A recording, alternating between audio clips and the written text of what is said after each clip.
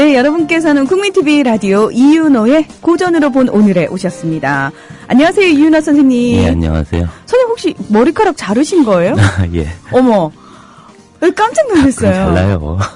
아니, 제가 선생님 처음 뵌 그 작년 4월부터 변함없이 이렇게 좀 약간 머리가 기셨거든요. 단발머리식으로. 근데 지금 뒤가 꽁충하세요. 네.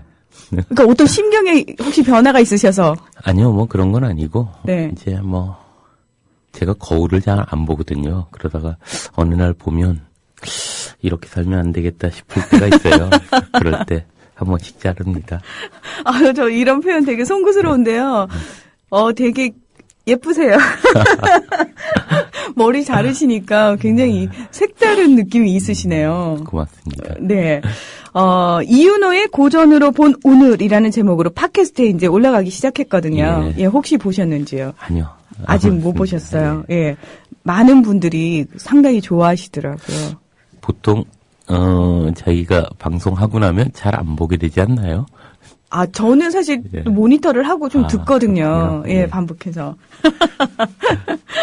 예, 선생님? 팟캐스트에도 좀 관심을? 예, 알겠습니다. 네. 자, 오늘은 어떤 주제로 이야기 나눠볼까요? 오늘은 이제 저번에 이어서 한번 그 공자가 그 군자라고 하는 이야기들을 참 많이 했는데요. 네. 이 군자라는 게 뭘까? 또 우연히 이제 며칠 전에 어떤 후배가 그 페이스북에다가 그런 얘기를 썼어요. 군자가 되면 뭐 하겠냐, 뭐 이런 얘기를 하는데, 공자가 이야기했던 군자는 세상에 존재하는 두 개의 사람들, 이러자면 군자와 소인이라고 하는 것을 가르기 위해서 한 것이 아니라 자기 삶의 두 가지 방향에 대한 이야기를 한 것 같아요. 그래서 그런 문제들, 군자 무엇을 해야 할 것인가, 지금 오늘날 우리가 공자가 이야기했던 2500년 전의 이야기를 지금에 가져와서 한번 이야기를 해보면 어떨까 싶네요. 네. 지금 살짝 오늘의 주제를 공개해 주셨는데 저는 벌써부터 막 간질간질 하면서 막 듣고 싶은 마음이 샘솟고 있거든요. 더불어 행복한 세상. 너와 나의 꿈이 눈앞에. 국민TV.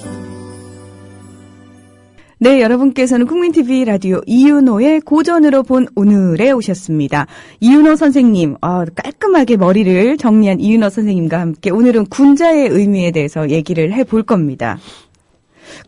저는 아주 초보, 그러니까 모르는 사람의 입장에서요. 예.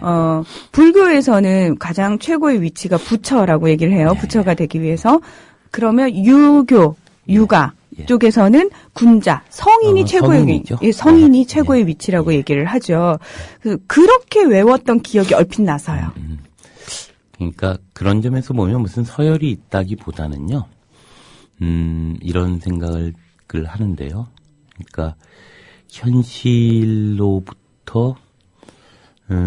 현실에 눈 감지 않으면서 자기를 성찰하는 것, 그런 점에서 이제 그 공자가 이야기하는 군자의 본이라고 하는 건 이제 공부를 학문을 통해서 넓혀나가고, 그리고 자기를 성찰함으로써 자기를 단속하는 것, 이것이 이제 군자의 표본이라고 보거든요.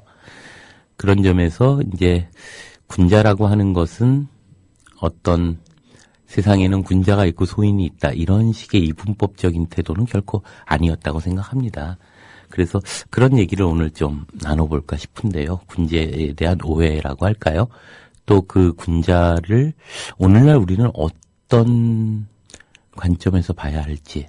그러니까 저번 시간에 이어서 노노금독이라고 해야 할까요? 제가 뭐 노노의 전문가는 아니고 또 많은 선생님들이 깊이 있게 공부하셨지만 이제 그런 문제를 가지고 저 역시도 독자의 입장에서 오늘날의 그 논어의 의미들을 다시 한번 읽어보자, 이런 관점에서 한번 청취자 여러분들하고 같이 읽어보면 어떨까, 이런 생각을 가지고 나왔습니다.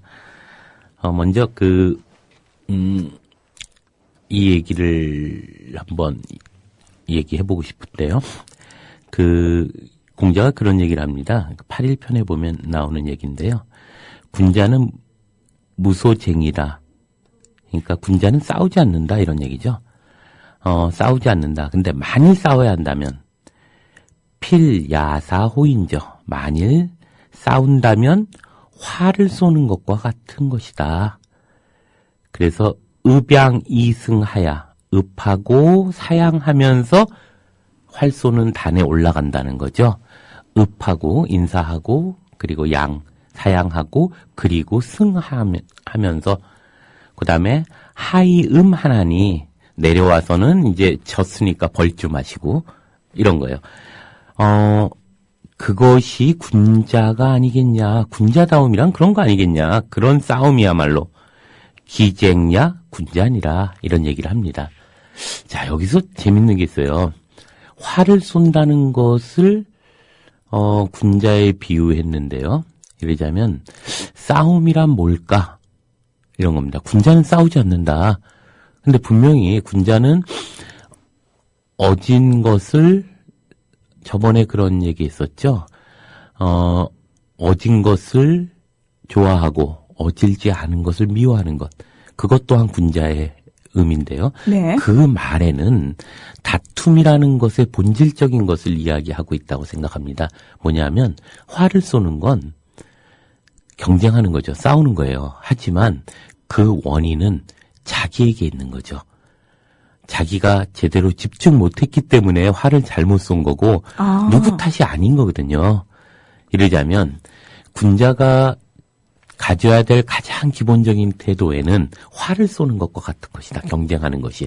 그래서 누구 탓을 하고 누구 때문에 이기고 누구 때문에 지고 이런 것이 아니라 활 쏘는 것처럼 자기가 자기에게 집중하지 못하고 자기에게 흐트러져 있고 자기에게 나약할 때 활을 못 쏘는 것처럼 자기에게 관련한 문제다. 그래서 군자는 싸우지 않는다. 근데 만일 싸움이 있다면 그것은 활 쏘는 것과 같다. 이런 얘기를 하고 있습니다. 그런데 우리는 그런 얘기를 하죠. 진보주의자들조차도 진보적인 분들조차도 우리는 참 익숙해 있어요. 남을 탓하는 것이. 또 예를 들면 우리가 비판한다는 것과 이 비판의 요소들이 해야 될 자기 일들을 누군가에게 돌리는 것이나 이런 것들하고는 좀 다른 거라고 생각합니다. 예를 들면 현 정권이나 이러저러한 관료적 작태에 대한 비판과 그것에 대한 대안을 만들지만 우리가 조심해야 될 건 대리주의라고 하는 건 그 사람 내가 해야 될 걸 대신하는 것이 지금 현대 정치의 가장 큰 위험 중에 하나라고 생각합니다. 내가 이 순간 무엇을 할 것인가 하는 문제가 중요하다고 보는데요. 네. 얼마 전에 어떤 분이 그런 걸 물어봤습니다.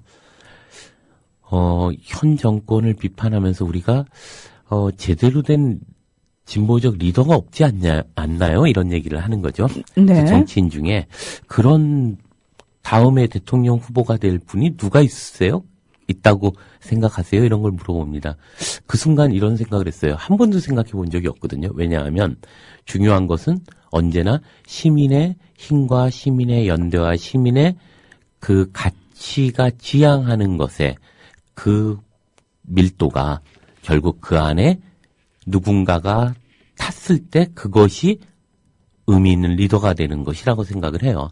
예를 들어 노무현은 하늘에서 태어난 것이 아니라 어느 날 87년 6월 항쟁과 그리고 청문회 정국이라고 하는 그 정국을 거치면서 그렇게 대중의 혹은 시민들의 어떤 민주적 요구에 승해서 그것이 리더의 자리를 가지고 있는 거지. 그렇죠. 결국은 훌륭한 지도자가 되는 것은 시민들이 어떻게 연대하고 시민들의 공론장을 어떻게 만드느냐에 있는 것이지 누구냐 하는 것이 중요한 것은 아니지 않는가 하는 생각이 듭니다. 그런 부분과 관련해서요. 과거 우리 정치 지형에서 사실 굉장히 카리스마가 있는 정치 지도자가 있고 그가 이끄는 정치 역학 구도에 너무나 익숙해져 있었다는 거죠.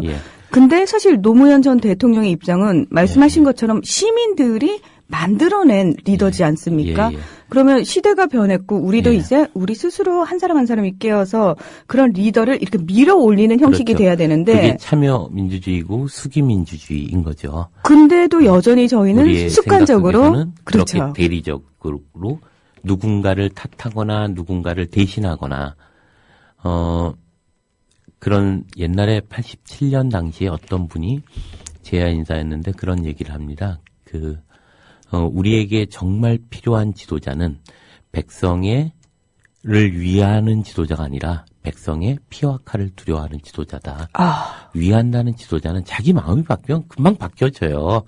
그런데 중요한 것은 그게 정치학에서 나오는 선한 어버이주의라는 건데 선한 어버이라고 하는 건 백성들이 어떠냐에 따라서 국민들이 어떠냐에 따라서 시민들이 어떠냐에 따라서 선한 어버이도 되고 나쁜 어버이도 되는 거죠. 그런데 중요한 것은 정말 그가 지속적이고 안정적인 선함을 유지하는 것은 지도자라고 하는 위치가 아니라 대표자라는 위치에서 시민들의 칼과 피를 두려워할 때 진정한 민주주의는 만들어지는 것이 아닌가 이런 생각을 해봅니다. 그래서 우리 시민 한 사람 한 사람이 머릿속에 딱 새겨야 되는 말인 것 같아요. 예. 그래서 우리가 정치적 행위라고 하는 건 화를 쏘는 것과 같은 것이다. 내가 누구하고 경쟁해서 누구보다 먼저인가 나중인가 하는 문제가 아니라 내가 지금 어떤 나의 정치를 하고 있는가 하는 문제가 저는 제일 중요하지 않는가 하는 생각이 들고요. 그래서 이제 그런 얘기가 있죠. 위령공 편에 보면 그런 얘기가 있습니다. 군자는 자신을 책망하고 소인은 남을 책망한다 이런 얘기를 합니다. 그래서 우리가 지금 사실 그 대의민주주의라고 하는 건 어쩔 수 없이 존재할 수밖에 없는 어떤 것이라고 하더라도 그것이 갖고 있는 구조적 한계에 대해서 우리가 인식할 필요가 있다는 거죠. 그것의 진정한 가치는 민주주의, 즉 시민이 주인이 되고자 하는 것이고 어쩔 수 없는 구조적 한계 속에서 대의제를 선택하는 것이지 대의제 자체가 목적은 결코 아닌 거죠. 그렇다면 한 사람 한 사람이 주인으로서 어떤 실천과 주인으로서 어떤 행위를 할 것인가 하는 문제가 저는 중요한 문제이고 2500년 전에 공자의 얘기를 지금 이제 와보면 이런 거죠. 너는 이 자리에서 화를 쏘듯이 너를 스스로 성찰하고 스스로의 정치적 행위를 하는가. 누구를 탓할 것이 아니라 안철수가 혹은 뭐 문재인이 혹은 누가 무엇을 지금 하고 있어서 얘가 하는 짓이 나쁘냐 좋냐 하는 문제보다 더 중요한 건 내가 이 순간에 어떤 행위를 하는 것이 중요한가 하는 문제일 거라는 거죠. 그래서 요번에 서울시장에 누가 나오느냐 보다 더 중요한 것은 누구를 뽑을 것이냐 보다 더 중요한 것은 내가 그 선거를 맞이하면서 나는 지금 어떤 정치적 주체로서 행위할 것이며 나는 광장에서 무엇을 얘기할 것이며 나는 누구와 만나서 무엇을 만들 것인가 하는 문제가 더 중요한 것은 아닌가. 내가 화를 쏘고 있는 일이 결국 그 민주주의 사회의 가장 중요한 주인적 태도의 의미는 아닐까 이런 생각도 합니다. 오늘도 변함없이 참 제 자신을 돌아보게 되는 그런 말씀들을 지금 계속 해주고 계시네요. 네. 또 하나는 이제 이런 건데요. 전제로 아까도 초두에 말씀드렸다시피 군자냐 소인이냐 저는 이런 두 가지 이분법이 아니고요. 이런 게 있습니다. 이인편에 보면 군자는 회덕하고 소인은 회토하며 군자는 회영하고 소인은 회해한다 이런 말이 있어요. 그게 뭐냐면 군자는 회덕하고 덕을 생각하고 생각할 회자죠. 덕을 생각하고 소인은 토를 생각한다. 즉 안온한 삶을 생각한다. 그리고 군자는 회영하고 회영한다는 것이 이제 보편적인 법규, 원칙, 가치 이런 거라면 소인은 회해한다. 그 혜택 받을 생각.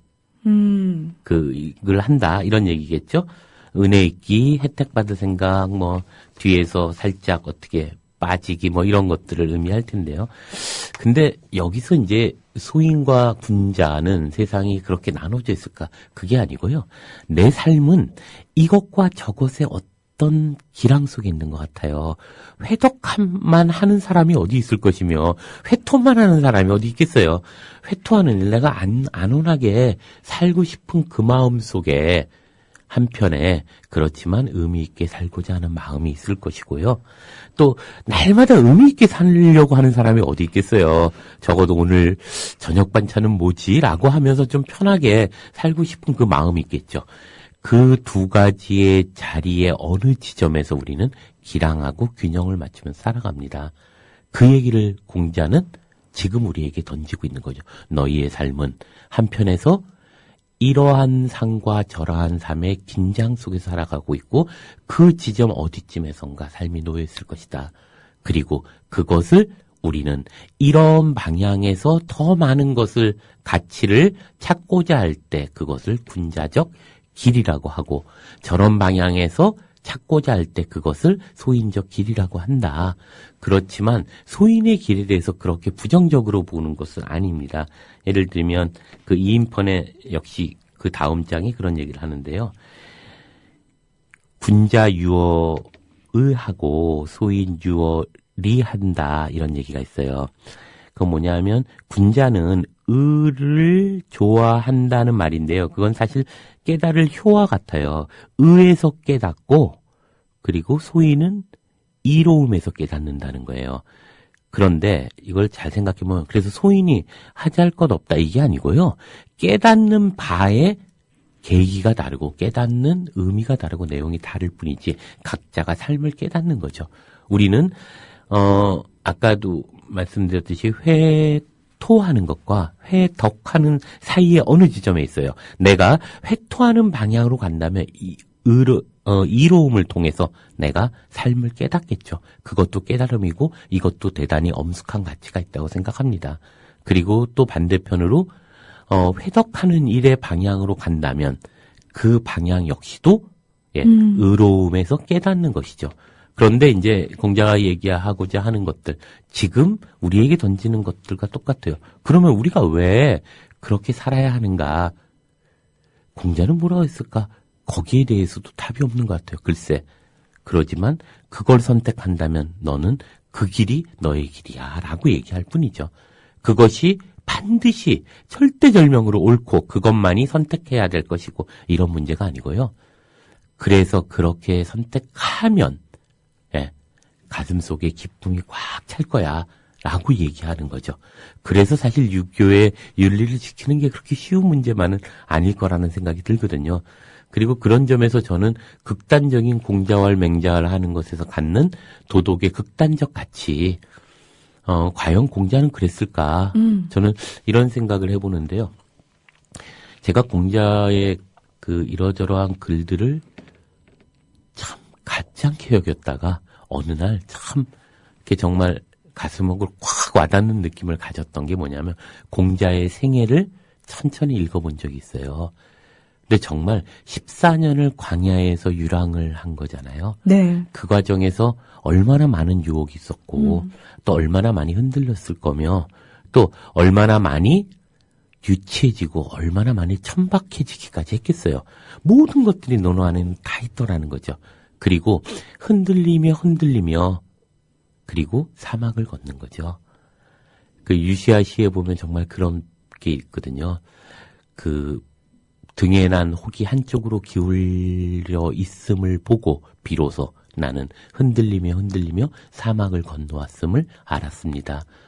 공자 역시도 14년을 정말 그렇게 비루하게 14년을 유랑하면서 어디에도 제대로 자신의 재능을 팔지 못한 채 다시 조국이었던 노나라로 돌아왔던 공자의 삶 속에는 그러한 모든 광야에서 겪을 수 있는 모든 것들을 다 겪었다고 생각해요. 그러니 그가 어찌 그냥 사람이 안온하게 살고자 하는 것을 어찌 그렇게 경멸했겠어요.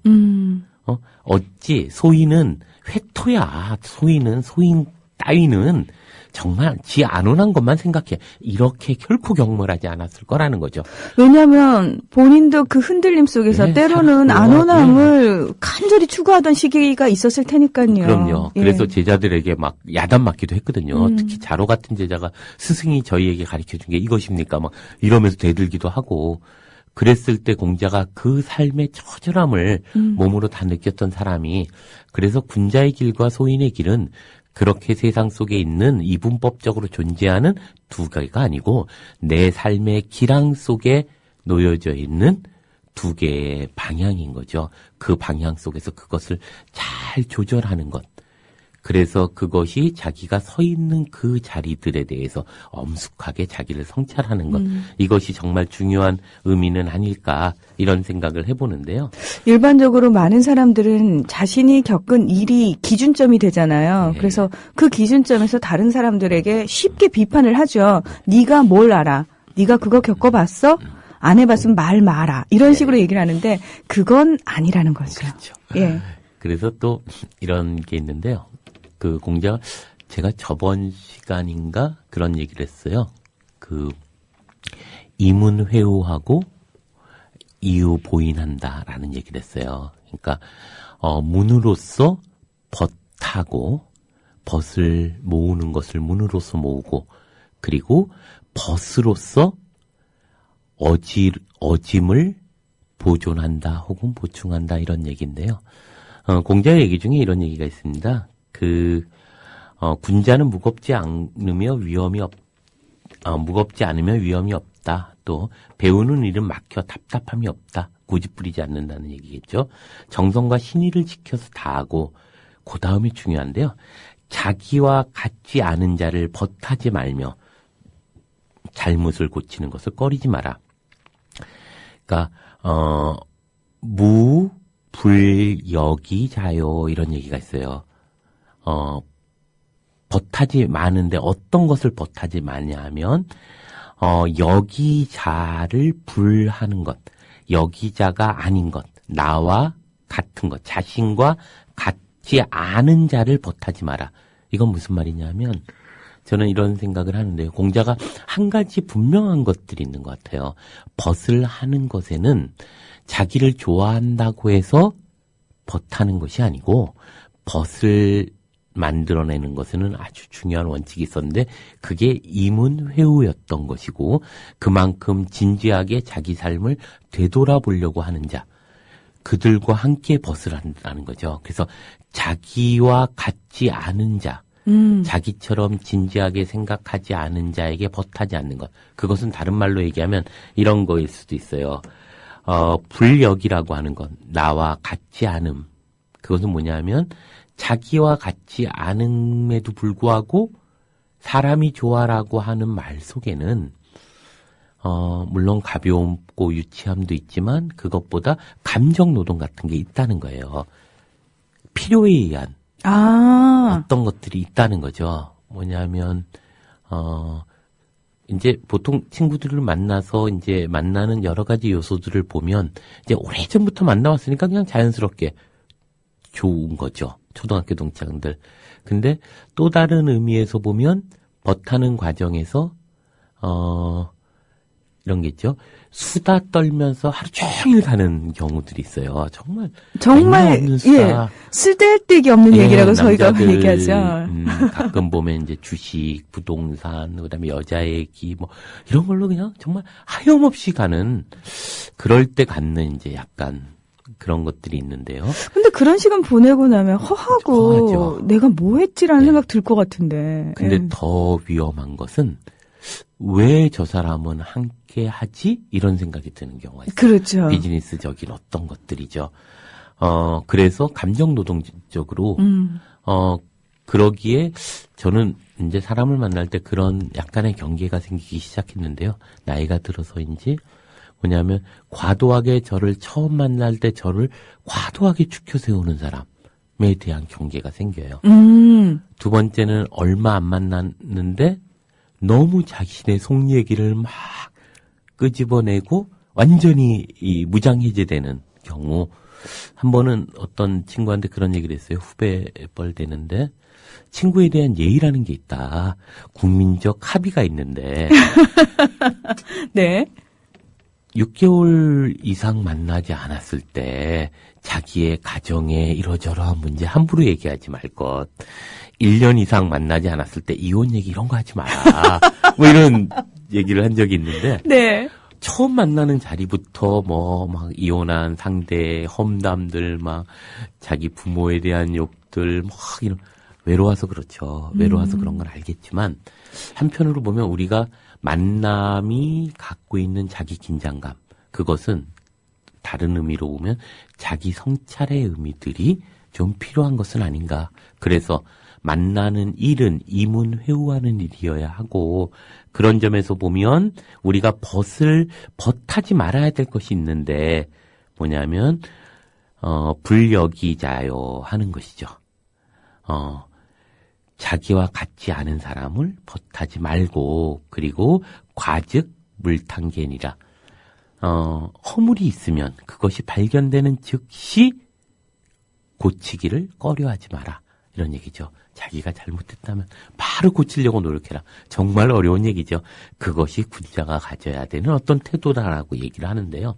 거기서 저는 이 두 가지 정말 우리가 진지하게 만나야 되는 만남의 자리에서 벗을 어떻게 만날 것인가 하는 문제와 그리고 내 안에 있는 것들이 어떻게 내 안에 있는 허물들을 발견하면서 끊임없이 고치려고 노력해야 하는가를 늘 생각합니다. 한 번도 제대로 돼본 적은 없었던 것 같아요. 늘 저 안에 있는 오만과 제 안에 있는 편협함이 그런 것들을 참 잘 못 발견하기도 하고 또 발견해도 잘 못 고치기도 하는데 그럼에도 불구하고 이제 이런 생각들을 많이 하게 됩니다. 하게 되면서 잘 살아야지 이런 생각해요. 아니 지금 선생님이 하신 그 고백이요. 네. 사실은 그런 생각을 하면서 사는 사람이 몇 명이나 될까라는 생각이 문득 들었어요. 내가 이렇게 오만한 사람이었고 내가 이렇게 편협한 사람이었구나. 왜 나는 아직도 그걸 알면서도 고치지 못하는가에 대해서 끊임없이 고민하는 사람들. 사실 말이 쉽지 그건 결코 쉽지 않은 문제거든요. 네, 이런 생각도 해보는데요. 우리 사회가 이제 언어로 표현하고 관계 맺는 게 참 익숙하지 않은 사회잖아요. 네. 관료화되어 있던 것들이 너무 오래되고 일방적인 명령과 일방적인 지시에 익숙한 사회다 보니까 사실 아까 제가 군자가 회덕하고 소위는 회토하는 일에 회덕과 회토는 누구나 다 하거든요. 그 경계에 어느 지점에 있죠. 그것이 바쁜 사람은 회덕하는 일을 약간 덜 할 것이고 조금 널널한 사람은 조금 더 많이 하겠고 내가 이렇게 살아도 되나? 이런 생각 하겠죠. 그렇지만 정말 중요한 것은 우리가 제대로 못하는 게 뭐냐면 사랑하고 사랑받는 거를 참 못하는 거예요. 내가 그것을 드러내고 내 외로움을 무엇인가를 이야기해서 소통하는 것. 그래서 내가 정말 이렇게 살아도 되나? 이것을 누군가에게 이야기하는 일을 정말 못하죠. 그러다가 연애할 때 한 번씩 하는 거죠. 그러다 보니까 너무 이게 과도해서 또 막 너무 무거워지고 이런 거라는 생각이 들거든요. 그러니까 일상생활 속에서 사실 일상의 관계 속에서 대화를 할 때 그런 부분을 그냥 얇게 조금씩 섞어 놓으면 좋을 텐데 참 그거에 익숙치 않다 보니까 어느 한순간 과도하게 쏟아부어진다는 거죠. 그러니까 우리가 진지함이 꼭 심각한 건 아니죠. 그런데 동시에 진지함은 진지함인 거죠. 그러니까 우리가 너무 가벼운 일상사에서만 배설하는 것에 익숙해 있죠. 그렇지만 그 사람의 마음속에 그런 일이 없을 건가? 그렇지 않아요. 제 후배 중에 한 분이 이제 후배라고 하지만 사실 나이도 비슷하고 그런데 어느 날 갑자기 문득 되게 밝고 명랑하고 이 친구 어떤 고민도 없는 친구 같아요. 별명도 되게 그런 친구인데. 근데 어느 날 문득 아무 생각 없이 한강 다리를 걷는데 그 노을이 강으로 딱 떨어지더라요. 그런데 눈물이 막 확 나기 시작하더라는 거죠. 자기도 정체를 모르는 거예요. 근데 그리고 나서 생각해 보니까 자기 안에서 하루에 적어도 10번쯤은 내가 어떻게 살아야 하는가를 생각해 보더라는 거죠. 그러니까 우리 모두는 그렇거든요, 사실. 사실 우리는 그런 존재거든요. 그래요. 그런데 그게 이제 자기 안에서 자꾸 묻혀버리고 표현되지 않고 소통되지 않음으로 해서 그런 문제들이 있죠.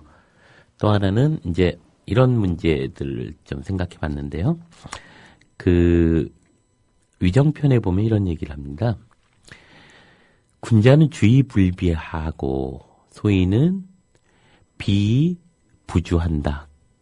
뭐냐면 군자는 두루 통하지만 작당, 편당을 가르고 패거리 짓지는 않지만 소인은 패거리를 짓고 소통할지 두루 통할 줄 모른다. 이런 얘기를 하는 건데요. 이건 역시도 소인은 그런 놈이고 군자는 이런 놈이고 이렇기보다는 우리 안에 이 두 가지가 다 있어요. 때로는 내가 그런 모습을 보일 때가 있어요. 부끄럽게도. 그래서 패거리 지어서 나도 모르게 어느 순간 서로 그런 거 있죠. 어떤 사람 욕하면서 공범이 되어버려서 묘하게 이렇게 패거리가 되어버리고 어떤 사람이 자연스럽게 왕따 되고 문득 내가 좀 너무 갔나? 이런 생각하기도 하고 맞아요. 네. 어떤 때는 그런 사람을 보면서 왜 저렇게 살지? 이런 생각하면서 좀 그런 것을 반성하기도 하고 내 안에 그 두 가지가 다 있는 거죠. 그래서 사실은 나는 안 그런 사람이라고 생각했다가 누군가의 그 모습을 보고 왜 아무 말 하지 않았는데 혼자 뜨끔해 하잖아요. 예, 그런 것 있죠. 예. 아이고, 참, 갑자기 제가, 이렇게, 선생님 시간만 되면 저 반성할 게 너무 많은 인간입니다. 예. 그래서 이제 현대사회학자 중에 뒤섞인 공포증이라고 하는 것들이 있어요. 믹소포비아라고 하는데요. 뭐냐면, 자기의 집단 속에서 안정감을 느끼고자 하는 욕망들이 많아지고 점점 개별화되고 개인화되면서 이 조금이라도 어떤 것이 섞이면 견딜 수 없어 하는. 그래서 페이스북 같은 데 보면 그렇죠. 조금만 문제 제기를 하면 바로 차단을 한다거나 뭐 이런 거 있잖아요. 아니 왜 당신 여기 와서 떠들어 남이 담벼락에서 당신 그냥 지나치면 될 거 아니야 뭐 이런 얘기들 하는 것들을 자주 보게 돼요. 근데 이게 옛날보다 훨씬 더 심해졌나요? 예, 있어요. 뒤섞임 공포증이 점점 심해지고 있다는 생각이 있고 어떤 패친의 담벼락 글 중에 이런 게 있어요. 이런 글을 제가 보면서 슬쩍 놀랐는데 인생 뭐 있어? 쓸데없이 피곤하게 사냐? 그냥 당신 생각 아니면 그냥 지나가라. 이런 얘기들이 이야기를 하고 그거에 대해서 엄청나게 많은 사람이 동조하면서 맞아 이러면서 가는 걸 봅니다. 그래서 끼리끼리 모이게 돼요. 언제나.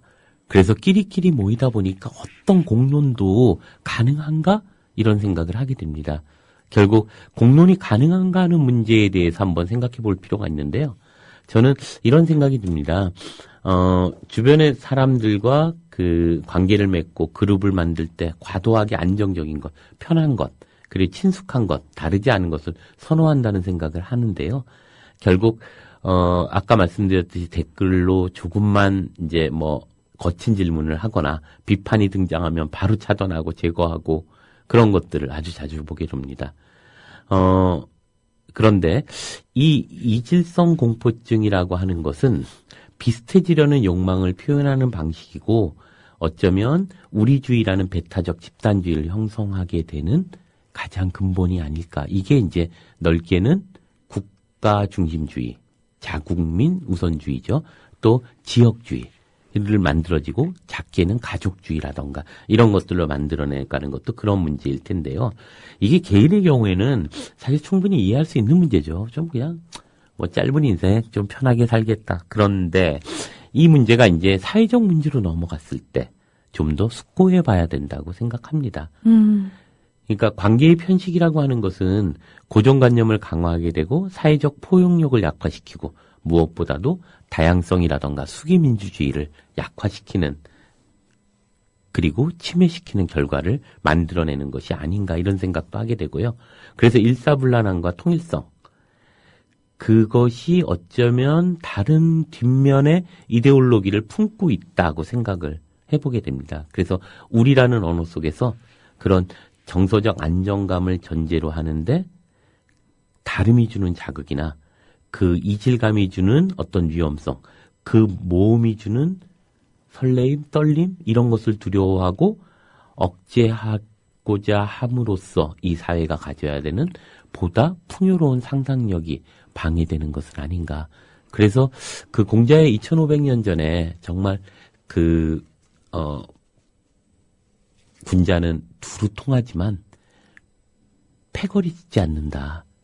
그러나 소인은 패거리 짓고 통하려고 하지 않는다.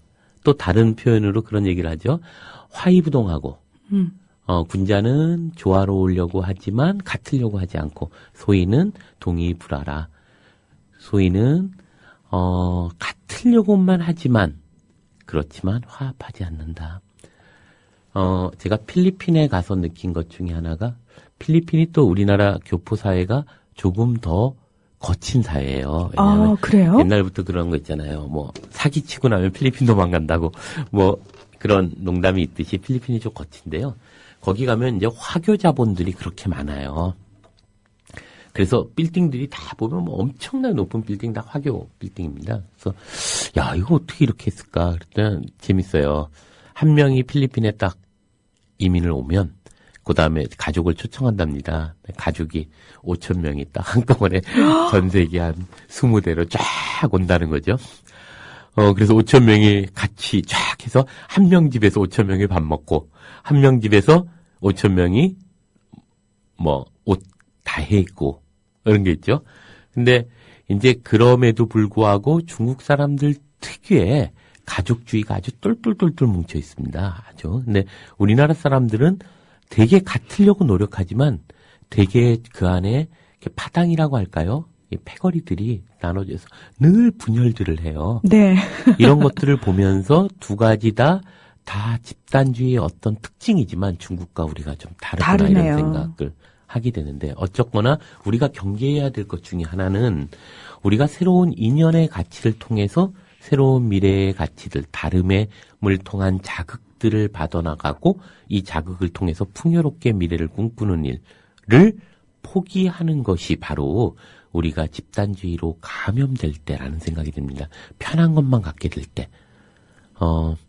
인문학을 공부하는 사람들이 저한테 가끔 그런 걸 물어봅니다. 어떤 책을 읽어야 돼요? 그래서 많은 책을 읽어야죠. 그러면 그 다음에 질문을 해요. 아니 근데 되게 막막한 질문인 것 같아요. 그렇죠. 어떤 책을 읽어야 하나요? 그리고 나서 쉬운 책 좀 주시죠. 네. 그런데 저는 이런 생각이 드는데요.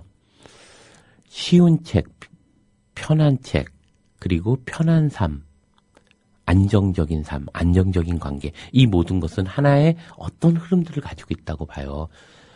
저는 인문학을 공부하는 것은 조금 힘들게 애써 땀 흘리는 그 행위로부터 시작된다고 생각하거든요.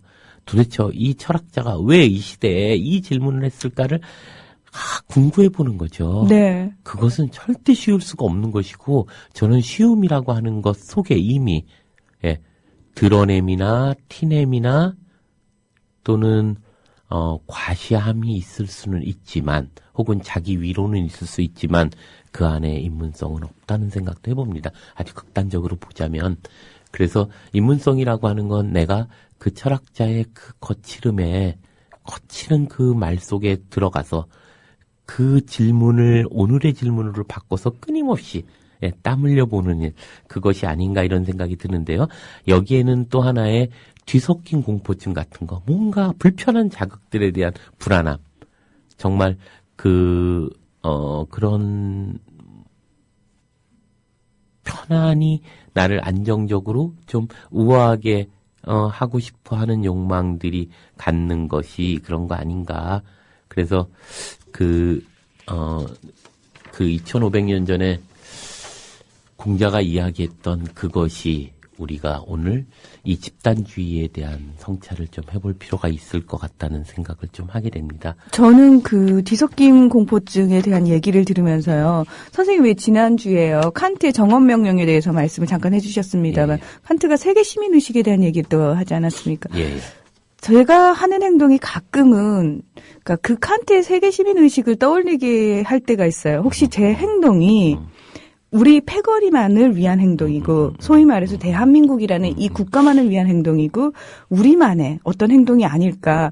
그러면서도 왜 가장 흔히 나타나는 얘기가 그거잖아요. 예. 그러니까 아직 우리나라에도 도울 곳이 많고 힘든 부분이 많은데 우리나라부터 다 그렇죠, 해놓고 그렇죠. 나서 밖으로 예, 눈을 예. 돌려야지. 예.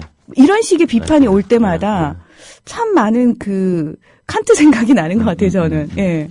맞아요. 그래서 그 공자의 말 속에도 그런 게 있는데요. 그 군자가 그 세상에 처할 때 그 무적야하며 무망야하라는 말이 있어요. 그러니까 뭐냐 하면 꼭 옳다고 고집해야 될 것도 없고 그렇다고 해서는 안 된다고 고집해야 될 것이 없다. 그런데 한 가지 의지여비라는 말이 있는데요. 의지여비 뭐냐면 그 고집할 것이 없지만 여기까지고 이것은 내가 챙겨야 되고 이것은 아니고 이런 것을 고집할 것은 없지만 한 가지 의로움에 따르는 일로 해야 한다. 이런 얘기를 하는 게 있죠. 핵심이네요. 예, 그래서 무정야하며 무망야하며 의지여빈이라 이런 얘기를 합니다. 그래서 오로지 의에 따르어야 한다 이런 얘기를 합니다. 그래서 군자가 세상에 처함에 있어서 꼭 이래야 한다고 고집하는 것도 없고 이래서 안 된다고 고집하는 것도 없어야 하지만 오직 의로움에 따를 뿐이다. 이런 얘기가 이제 칸트가 얘기하는 세계 시민의식이라고 하는 의미하고 맞물려 있는 것은 아닌가 이런 생각도 듣고요. 그런 점에서 보면 사실 예, 세상은 끊임없이 변화하기 때문에 이 변화 속에서 분명히 존재하는 삶의 어떤 것은 꼭 이래야 된다라는 원칙이 충분히 그 상황 속에서 변통 가능한 것이어야 한다고 생각합니다. 하지만 그것이 정말로 그 순간 정언 명령인가? 네. 예, 보편적 가치를 갖고 있는가? 이것에 대해서 생각해 볼 필요는 있겠죠. 우리가 살면서 왜 인간적으로 이해해주고자 하면은 그래 그럴 수 있지 사람인데라고 얘기할 수 있지만 그렇게 한없이 사실 용인을 해주다 보면은 그러면 세상에 굳이 지켜야 할 것들 예. 없어진다는 거죠. 근데 거기다가 선생님이 지금 딱 지표를 주셨어요. 의로운 것인가. 그렇죠. 예. 그게 이제 칸트나 공자나 제일 중요하게 여겼던 것 중에 하나가 그런 거겠죠. 의로움. 예. 그 또 하나 이런 얘기를 하는데요. 그래서 그런 우리들의 삶이라고 하는 것이 어떻게 해야 할 것인가. 군자숙 삶이란 말이야. 그러면서 공자가 얘기하는 게 있습니다. 박학 어문이고 박학 어문 넓게 공부하고 그리고 약지 일에면 뭐냐면 예로서 그것을 단속하면 배반할 것이 크게 어긋날 것이 없다 이런 얘기를 하는 건데요. 여기에도 이제 기랑이라고 하는 건데 삶은 어쨌거나 원심과 구심의 기랑 속에 살잖아요. 내가 나아가려고 하는 막 확 뛰어가고 싶은 것과 그렇지만 아니야 내가 지금 내 옷에 맞는 옷을 입어야 돼 하는 것 사이에 우리는 긴장을 하면서 살아가고 있어요. 그 두 가지를 그래서 내가 아는 것 역시도 넓게 공부를 하면서 넓게 세상을 알고 통찰하지만 동시에 그 예라고 하는 게 이제 어질다는 의미의 어떤 외제적인 표현일 텐데요. 그 지난 시간에 그 인에 대해서 말씀하시면서 예로서 표현된다라고 말씀하셨거든요. 그런 어떤 그것으로부터 약지하는 것, 나를 다스리는 것, 구심을 잡아나가는 것. 그래서 끊임없이 다른 의미로 보면 학하는 일과 사하는 일, 생각하는 일은 생각하는 것은 안으로 구심을 갖는 일이고 학문을 하는 것은 밖으로 끊임없이 세상을 통찰하는 일일 텐데 이 두 가지의 균형을 갖는 일이야말로 저는 가장 우리가 지금 특히 이 험한 시국에 필요한 일이 아닐까. 가끔씩 막 안에서부터 욕이 차올라올 때가 많거든요. 네. 그래요. 막 정말 어떤 때는 제가 막 저를 주체 못해서 막 방에서 혼자서 퍼쩍퍼쩍 뛰기도 하거든요.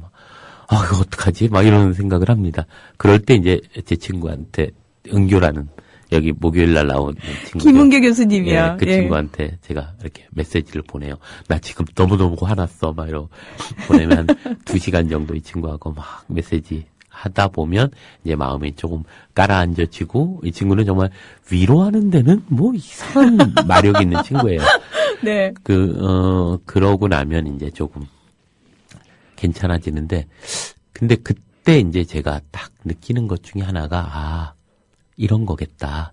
널리 공부를 하는 것과 동시에 내 안에 그 예로서 나를 다스리고 나를 다잡는다고 하죠. 그렇게 좀 단속하는 일들이 함께 병행하는 일이 오늘 살아가는 우리들의 모습이 아닐까 이런 생각도 하게 됩니다. 그런 점에서 보면 2500년 전에 이야기하는 노노의 의미들이 오늘날 우리에게 많은 것들을 깨닫게 하는 것들이 참 많은 것 같아요. 그래서 이런 얘기 하나 좀 해보고 싶은데요. 공자의 얘기 중에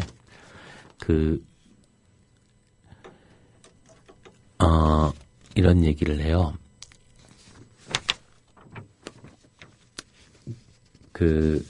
뭐죠? 네, 지금 찾고 계십니다. 예, 열심히. 9가지의 이야기를 하는 장면이 나오는데요.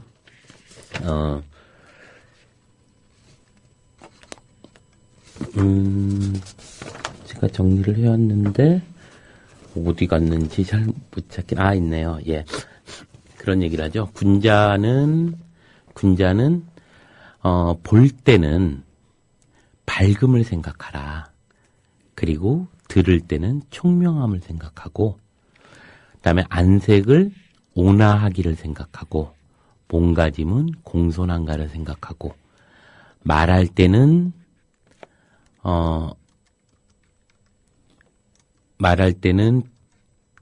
성실, 그러니까 충이라고 하는데요. 언사충하며, 그러니까 진정스럽다고 할까요? 절실하다고 해야 할까요? 이런 해야 하고, 그리고 일할 때는 정성스러운지를 생각하고, 그리고 의심이 날 때는 물어볼 것을 물어서 밝히기를 생각하고, 그리고 그 다음이 중요한데요.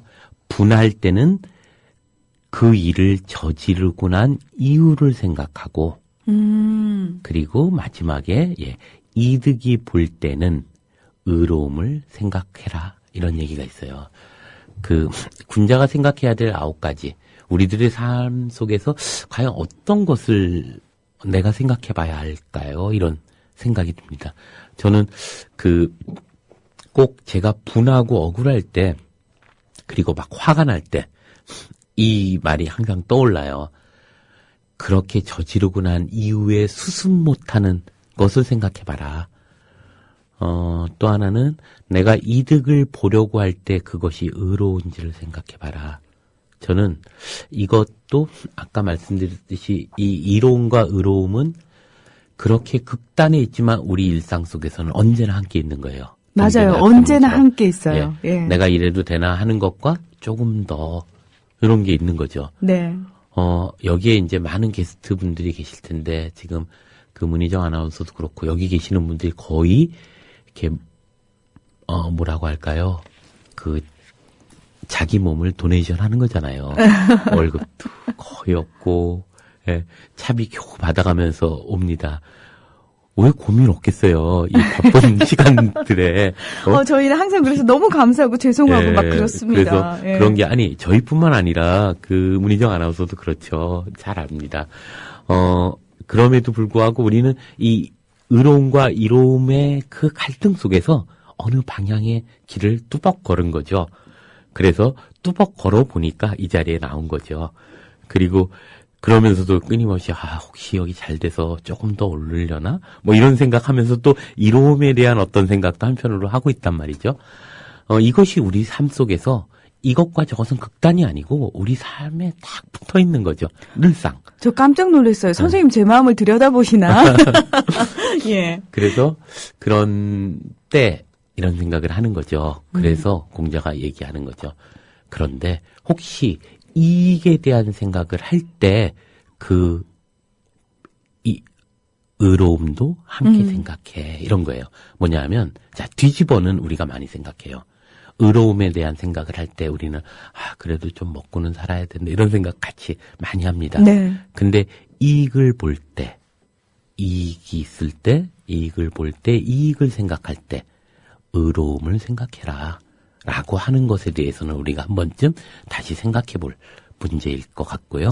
그래서 왜 그런 장치들을 개인마다 조금씩 가지고 살잖아요. 예를 들어서 저는 국민TV에서 일을 하면서 우리 조합원들이 어떻게 출자금을 내는지에 대해서 끊임없이 잊지 않으려고 노력을 해요. 예, 예. 그 5만 원이라는 출자금이 이분들 누군가에겐 굉장히 큰 돈이고 그럼요. 몇 네. 달을 모은 돈일 수도 있거든요. 그러니까 그 장치들을 인위적으로 저는 좀 놔둬요. 그래서 제가 혹시 초심을 잃었다라고 생각이 들 때 인위적으로 그 장치들의 도움을 받는 거죠. 예, 정신 차려라. 예, 예. 이 돈이 어떤 돈이고 이 방송국에 어떻게 세워진 방송국이냐 기억해라. 이렇게 생각을 하는 거죠. 맞아요. 그래서 그 분할 때는 그 이유를 생각하고 이득을 볼 때는 의로움을 생각하는 일이 네. 저희한테 아주 중요한 의미일 것 같아요. 그래서 그런 점에서 이제 마지막에 이런 얘기 하나 더 드리고 싶은데요. 자공이 물어봅니다. 군자한테. 군자도 싫어하는 사람이 있습니까? 이러고 물어보는 거예요. 대답 궁금해요. 아니, 제가 이렇게 되게 착한 척 하잖아요. 그래가지고 선생님 착하신 분 아니세요? 그래서 이제 주위에 이제 패친들도 그렇고 저한테 가끔 언제 화내세요? 이런 거 물어봐요. 선생님도 싫어하는 사람 있어요? 화낼 때 있어요? 이렇게. 예, 그런 거 물어봐요. 근데 그게 웃음이 나와서 오늘 좀 생각을 해본 건데요. 그래서 공자가 이런 말을 합니다. 싫어하는 사람이 있다. 다른 사람의 결점을 들춰내는 사람을 싫어하고, 아래에 있으면서 윗사람을 헐뜯는 사람을 싫어하고, 용기가 있으나 예의가 없는 사람을 싫어하고, 과감하지만 꽉 막힌 사람을 싫어한다. 그 다음이 중요한데요. 그러고 나서 자공한테 물어봅니다. 사야, 너 또한 미워하는 것이 있냐? 이러고 물어봅니다. 그랬더니만, 하는 얘기가 있어요. 베껴놓고도 안다고 하는 사람을 싫어하고, 이건 다른 말로 보면 너무 베끼고 이런 문제라기보다는요, 자기 삶으로 자기의 그 학문이나 배운 것이 자기 몸에 내면화되고 자기 성찰이 아니라 누군가의 얘기가 멋들어지게 표현하는 것으로만 존재하는 것들이겠죠. 또 불손하게 행동하면서 용기 있다고 하는 사람을 싫어하고, 그리고 비방을 하면서 솔직하다고 하는 사람을 싫어합니다. 이런 얘기를 하는 거죠. 저는 개인적으로 참 많은 생각을 하게 했던 그 글이에요. 역시 저 안에 있는 거죠. 그리고 나서 생각해 보니까, 내 안에 소인의 길과 군자의 길이 함께 있고, 그리고 걸어가는 그 길 속에서도 언제나 같이 있는데, 문제는 큰 틀에서 방향들의 색깔들이랄까요? 방향의 향기라 할까? 이런 것들이 조금 다르게 매번 저를 자극하고 긴장하게 하는 어떤 두 측면의 어떤 것은 아닐까 이런 생각을 해봅니다. 그래서 군자라고 하는 것이 옳은 것, 소위는 나쁜 것 이런 의미가 아니고 내 안에 있는 것의 긴장 속에서 내가 나를 돌이켜보니 발견하는 것이고 그 안에서 내가 진지하게 나를 성찰했을 때 올라오는 두 개의 목소리들이 아니었을까 이런 생각도 좀 하게 됩니다. 네. 그래서 오늘은 그 군자에 대한 이야기를 가지고 지금 오늘날 군자에 대한 이야기를 어떻게 볼 것인지 이런 생각을 좀 해봤습니다. 저는 오늘 이윤호 선생님과 함께 방송을 하면서 선생님 참 대단한 분이시구나라고 생각했던 부분이 별거 아닐 것 같지만 지금 쏟아놓으신 제 안에 그게 다 있습니다라고 하는 고백이요. 사실 우린 누구나 다 그 생각하면서도 입 밖으로 꺼내놓기 참 부끄러운 얘기거든요. 그런 것도 하나 느꼈고 또 하나는 저는 선생님은 저하고 다른 종류의 사람이라고 생각을 했어요. 감히 범접 못하는. 근데 어떡하죠? 그런 거 다 뽀록나서. 그게 아니라 저는 약간 희망을 가졌어요. 선생님도 끊임없이 기량을 하면서 사시는 분이시구나. 그러면 나도 조금 훌륭해질 수 있겠구나. 열심히 따라가면 그런 희망을 좀 받다고 해야 되나요? 그래서 왠지 이윤호 선생님이 더 친근하게 느껴지고 고맙습니다. 뭔가 또 하나의 희망의 불빛이 밝아진 그런 느낌이었어요. 그러게요. 제가 그래서 이 프로를 좋아합니다. 그런 위로 덕분에 살기도 하고요. 네. 저희가 작년 4월에 처음 만났는데요. 제가 아까 그랬던 것 같아요. 선생님을 처음 만났을 때 받은 느낌 있죠. 그 느낌과 지금 10개월째 선생님을 뵙고 있는데 지금 제가 선생님을 바라보면서 가지는 느낌들이 참 신기하죠. 똑같은 것 같아요. 그런가요? 예, 저는 처음부터 선생님을 너무 좋아하고 계속 좋다고 표현을 했던 것 같고 그리고 지금도 변함이 없는 것 같아요. 10개월 됐군요, 벌써. 네, 신기하죠. 예. 저 아까 뜨끔했어요. 선생님 처음 뵙자마자 제가 참 많은 것들을 쏟아냈거든요. 예. 그러면서 네, 저는 그랬거든요. 그리고 여전히 그 믿음이 변치 않고 이렇게 있다는 게 어떤 의미에서는 참 만날 사람을 잘 만났구나라는 생각도 들고요. 그 이 인연이 참 감사하구나 그런 생각도 들고요. 네, 저도 감사합니다. 예. 네, 이윤호 선생님 오늘 정말 좋은 이야기 또 많은 분들에게 또 희망이 되는 이야기 고맙습니다. 예, 감사합니다.